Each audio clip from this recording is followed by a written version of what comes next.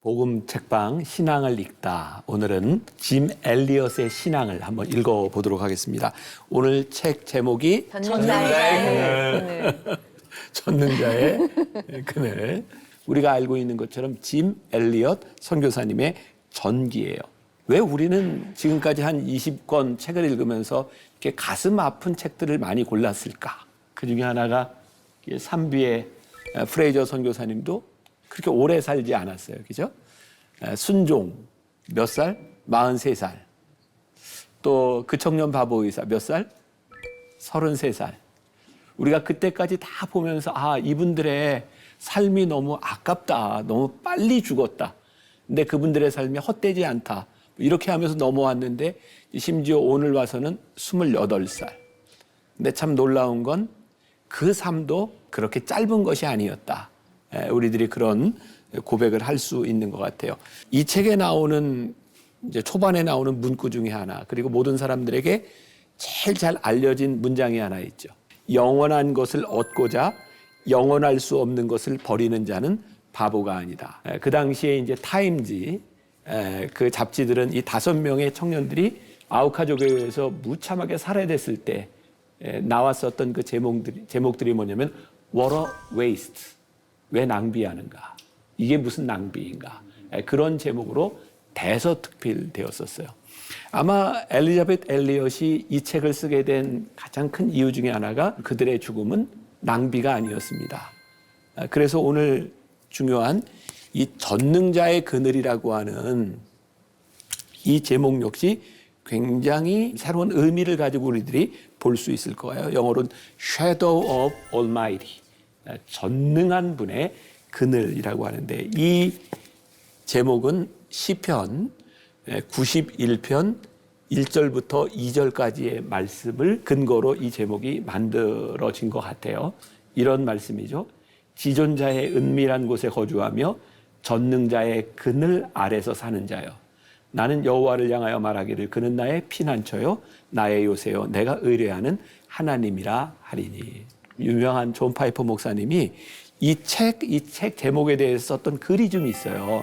이 제목은 실수로 지어진 것이 아니다. 마찬가지로 5 선교사의 죽음도 실수가 아니었다. 그러나 세상은 이 일을 다르게 보았다.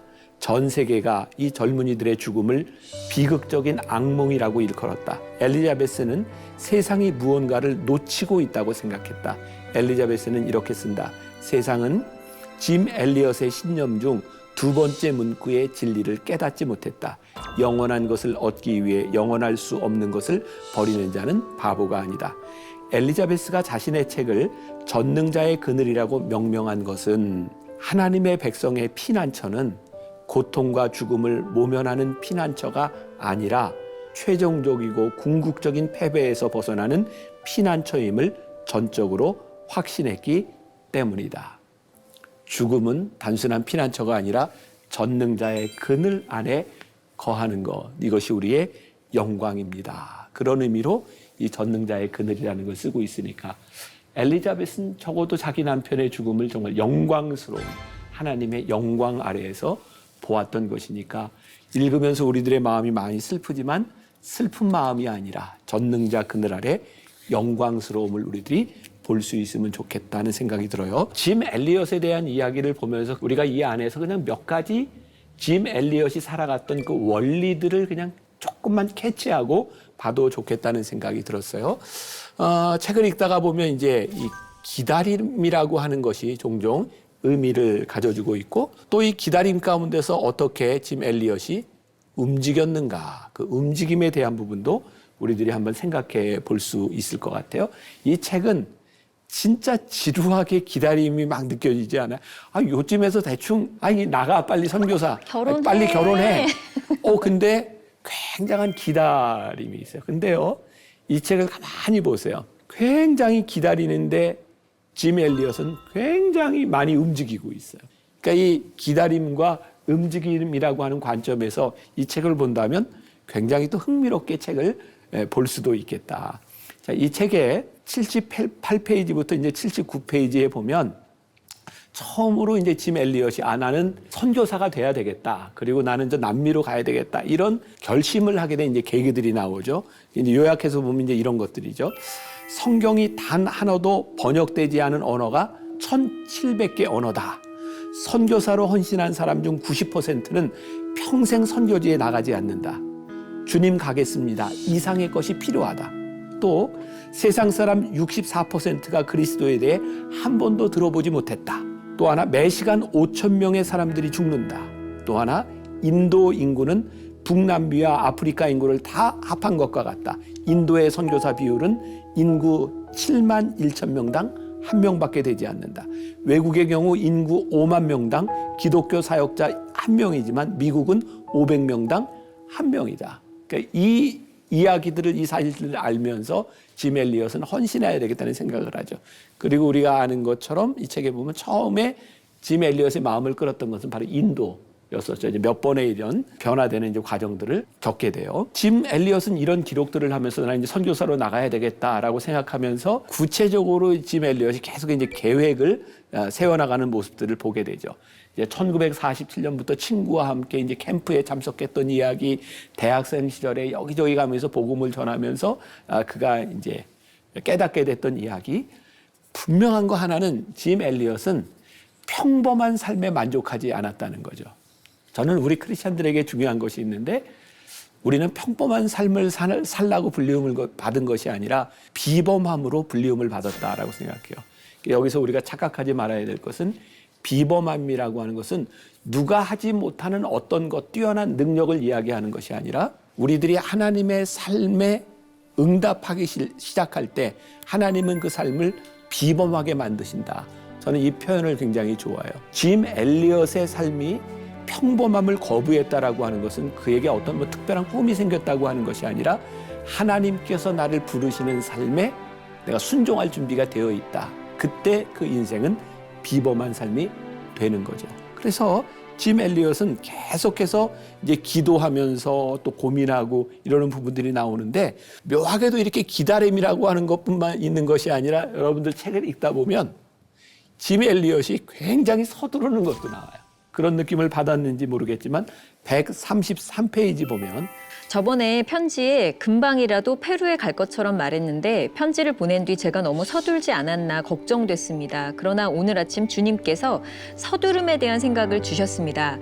달려갈 때 실족하지 아니하리라. 잠언 4장 12절 다른 박질하여도 곤비치 아니하겠고 이사야 40장 31절 그렇다고 제가 무턱대고 당장 선교지로 가야 한다는 뜻이 절대 아니라는 것은 저도 압니다. 하지만 설령 제가 서두르더라도 하나님의 인도하심만 있다면 서두름 자체는 전혀 잘못이 아니라는 뜻도 분명합니다. 제가 긴박성을 느끼는 가장 큰 이유는 언어의 어려움 때문입니다. 제가 남미 인디언들 사이에서 사역할 의향이 있을진데 스페인어 못지않게 부족 언어들도 배울 각오가 돼 있어야 합니다. 25살 때보다는 21살 때 더 빨리 배울 수 있지요. 자, 저는 요 짐 엘리엇의 서두름이 굉장히 멋진 서두름이라고 생각하거든요. 그러니까 우리들이 그냥 내가 하고 싶은 거에서 한 서두름이 아니라 이 서두름이 오게 된 배경이 뭐냐면 긴박성이잖아요. 그래서 아주 저는 흥미롭게 보았어요. 선교사로 나가면 언어가 제일 중요한데 25살 때 언어를 배우는 것보단 21살 때 배우는 게 훨씬 더 유익하지 않습니까? 그러니까 이 서두름이 그냥 맹목적인 서두름이 아니라 그 마음에 내가 이 서두를지라도 하나님이 나를 도우시는 그 꿈에 대한 이 어린 나이에 가졌던 저는 짐 엘리엇이 보통 사람은 아니었구나라는 생각을 하게 되죠. 뜨거운 마음을 가지고 하나님 저를 보내주세요라고 이제 기도하고 서두르는 것 같지만 그의 글에 또 계속 나오는 게 뭐예요? 하나님이 사인을 주시지 않으면 하나님이 허락해 주시지 않으면 제가 움직일 수 없습니다. 그러니까 묘하게 이 서두름과 이 기다림이 이 신앙적인 갈등일 수도 있고 계속해서 이 텐션을 가지고 이렇게 고민하는 모습들을 보게 됩니다. 짐 엘리엇이 학교에 들어가서 배우는 공부 중에 헬라어를 선택해요. 그리고 열심히 공부해요. 이유가 뭘까요? 이거 내가 가서 언어로 성경을 번역해야 될 수도 있어. 그리고 짐 엘리엇은 이 기다림의 시간 가운데서도 계속해서 움직이고 있는데 그 글에 쭉 보면 선교사님들과 끊임없는 편지, 컨택을 통해서 그의 선교 활동들을 구체화하고 있는 것을 보게 돼요. 제가 이 책을 젊은 청년들에게 권한 이유는 이런 엘리엇의 모습을 좀 청년들이 보고 배웠으면 좋겠다. 기다림인데 아무것도 하지 않는 기다림이 아닌 적극적인 기다림. 기다림은 분명히 기다림인데 거기에 움직임이 있고 분명히 기다리고 있는데 거기에 순종이 있는 그 모습들이 청년들에게 굉장히 도움이 될 것 같다는 생각을 하게 되었어요. 아주 중요한 그의 삶의 원리가 있더라고요. 계속해서 등장하는 말인데 성경의 원리를 따라서 짐 엘리엇은 행동하기를 원했던 것 같아요. 다른 말로 하면 이 성경의 원리는 뭘까? 그의 삶의 기준이었어요. 기준이 분명한 기준에 따라 움직이지만 이 기준이 없으면 우리들의 삶이 금방 이제 메스업이 되는데 짐 엘리엇의 가장 훌륭한 부분 중에 하나는 그가 고등학교 때부터 그는 철저하게 성경의 원리에 따라 움직이려고 노력했던 사람이에요. 그리고 짐 엘리엇이 20대 나이에 그 일기를 쓰고 편지를 쓰는데 거기에 그가 인용했던 성경 구절들을 보면 어떻게 저렇게 저 구절들을 인용해서 저렇게 편지를 쓸 수 있었을까? 그것은 짐 엘리엇이 정말 청소년 시절부터 그의 삶을 성경의 원리 가운데 살아가려고 마음먹었던 굳은 신념이죠. 마지막에 그가 아우카족의 선교로 들어갈 때에도 이 성경적 원리라고 하는 말이 중요한 위치를 하나 차지해요.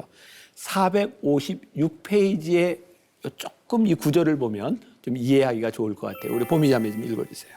그러나 한편으로 남자들은 당장 눈앞의 현실도 무시할 수 없었다. 짐의 경우 학교 건축이 방금 시작된 상태였고 키추와 청년들이 하나님의 말씀의 양육을 필요로 하고 있었으며 집과 밭도 이제 겨우 제 모양을 잡아가고 있었다. 자기를 의존하고 있는 아내와 9개월 된 아기는 말할 것도 없었다. 어느 쪽으로 갈 것인가? 언제나 그랬듯 짐은 충동이 아닌 원리를 따라 움직였다. 짐이 충동으로 행했다면 어느 길을 택했을지 나는 모른다. 당장 아우카족한테 가려는 충동도 강했지만 샨디아, 키추아족, 가족을 향한 사랑도 강했기 때문이다. 그러나 일찍이 하나님과 깊이 교제하던 그 시절에 배워둔 원리가 이번에도 그대로 적용됐다. 이게 지금 바로 아우카족으로 들어가기 전에 아내와의 대화였었죠. 이 엘리자벳 엘리엇도 굉장히 훌륭하죠. 남편이 아이를 두고 거기에 들어가는데 찬성하죠. 그러니까요. 근데 찬성할 수 있었던 이유가 뭐예요? 짐 엘리엇이 지금 하는 것은 충동이 아니라 그가 가지고 있었던 성경의 원리에 따라 행동하는 것입니다라고 하는 것이 믿음을 주었죠. 또 이제 앞으로 93페이지, 94페이지 보면 제가 조금 읽어드릴게요. 어린 시절에 내 행동 방식은 주변 사람들의 행위를 보고 정해지는 것이 아니다. 세상 사람들을 본받지 말라. 교회에서 만나는 이들도 본받지 말라. 오직 말씀 속에서 만나는 하나님의 법만이 내 기준이 될 것이다. 지금 이 90페이지에 나왔던 그의 삶의 원리가 지금 450페이지 마지막 그의 삶에서 그대로 적용되고 있는 그런 부분들을 보게 됩니다. 마지막으로 한 가지만 좀 볼게요. 짐 엘리엇은 순교자예요. 죽음, 사명.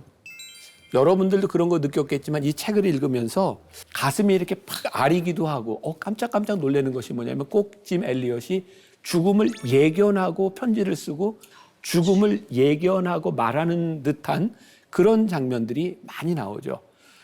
특히 이제 99페이지에 보면 채령 씨가 한번 그 짐 엘리엇의 목소리로 한번 읽어주면 좋을 것 같은데. 아버지, 제 생명을 취하소서. 주님의 뜻이라면 제 피를 취하소서. 주님의 삼키는 불로 제 피를 태우소서. 제 것이 아니기에 아끼지 않겠습니다. 주님 가지소서, 다 가지소서. 제 생명을 세상을 위한 희생으로 부으소서. 피는 주님의 제단 앞에 흐를 때만 가치 있는 것입니다. 제가 이 구절을 딱 보면서 딱 생각난 사람이 오스왈드 챔버스였어요. 주님은 나의 최고봉에 보면 그의 묵상 가운데 계속 등장하는 말이 있는데, 하나님, 제가 어떤 사람이 되기를 원하냐면 부서지는 빵과 부어지는 포도주가 되기를, 그리스도의 남은 고난을 내가 살기를. 그래서 저는 그 글들을 읽으면서도 오스왈드 챔버스가 이때가 돼서 완전히 부서졌구나. 지금 짐 엘리엇을 보면서도 그가 하나님께 기도했던 그대로 그가 살아가고 있구나. 또 이제 204페이지에 보면 지난 몇 달간 브레이너드의 생애를 읽으며 그의 표현대로 깊은 아름다움을 맛본다. 그의 생각은 이 말세의 참신앙과 거짓신앙에 관한 내 생각과 그대로 일치한다. 그의 글을 읽으며 이런 기록의 가치를 느꼈다. 그리고 경건한 삶을 이른 나이의 죽음의 맥락에서 깊이 생각해 볼 계기가 되었다. 짐 엘리엇에게도 그가 만났던 책들과 선교사들을 통해서 일찍 죽음을 맛보았던 사람들의 이야기들을 또 하고 있고요. 299페이지에 가서 봐도 나는 젊은이가, 적어도 나라는 젊은이가 가질 수 있는 모든 것을 다 가졌다. 그러므로 이제 죽을 때다. 더 이상 훈련받을 이슈가 없다면 그것도 좋다.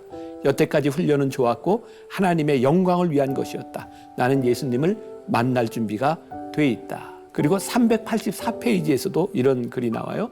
어느 원주민의 오두막에 누워 미국 의사들이 들어보지도 못한 병으로 죽을 각오가 돼 있습니까? 내가 미국에서 설교할 때 도전하곤 했던 이 짧은 한마디가 나 자신에 대한 예언은 아닐까 하는 생각이 든다. 주 하나님, 지금도 각오가 돼 있습니다. 제 생이 끝나는 날 주님의 말씀이 굳게 설 것입니다. 하지만 살아서 주님의 말씀을 가르치고 싶습니다. 주님, 이 세대에게 주님의 역사를 선포하기까지 살게 하소서.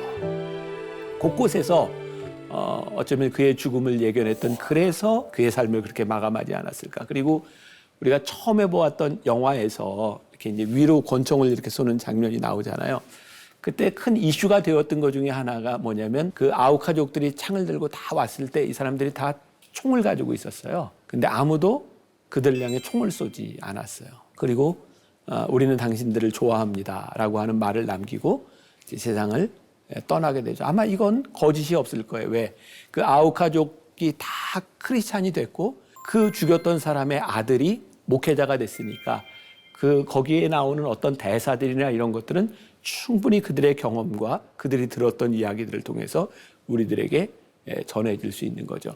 그래서 총을 들고도 총을 쏘지 않고 마땅히 지금 내 때가 이르렀다라고 생각하고 죽음을 받아들였던, 죽음을 생각하는 이유는 딱 하나였던 것 같아요. 그가 사명을 생각했기 때문에 죽음을 생각하고 살아올 수 있었던 것. 그래서 짐 엘리엇의 이 전능자의 그네라고 하는 그의 삶은 하나님 앞에 순종하기를 원했던 그런 순종의 결과로서의 삶을 살았다. 그렇게 보면서 이런 맥락에서 이 책을 한번 쭉 볼 수 있다면 좀 책을 조금 깊이 잘 볼 수 있지 않을까라는 생각을 합니다. 마지막, 영원한 것을 얻고자 영원할 수 없는 것을 버리는 자는 바보가 아니다. 아멘. 감사합니다, 목사님.